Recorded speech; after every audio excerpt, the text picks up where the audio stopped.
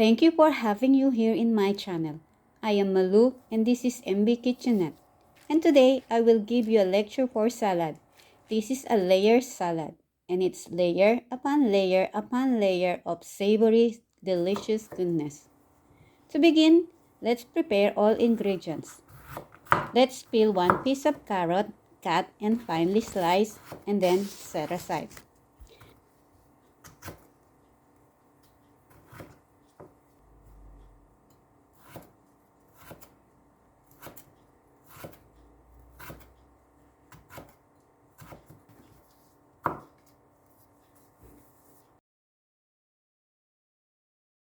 Next, have one piece of cucumber.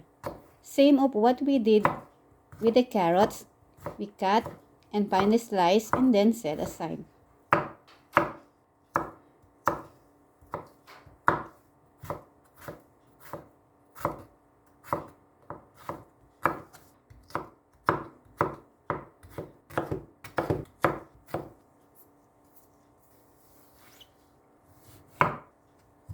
After that, get one medium size of tomato.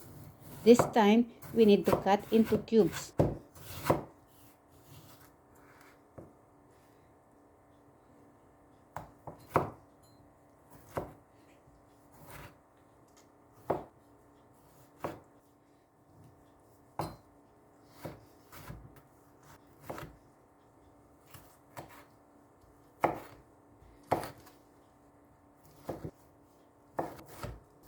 Then we get one piece of onion and finely slice and set aside.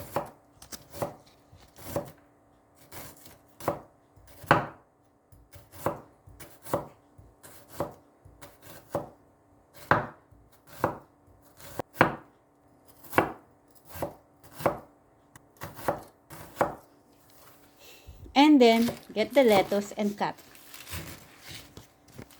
In a container, put 2 tablespoons of corn in can, 2 tablespoons of tomato, 2 tablespoons of cucumber, 1 tablespoon of onion, 2 tablespoons of carrots, and lastly the lettuce. Then get a bowl from the top of the container, then flip it up. This could be then exciting. This is good when you have a party, so you don't have to toast on it. And it's prepared for a single serving.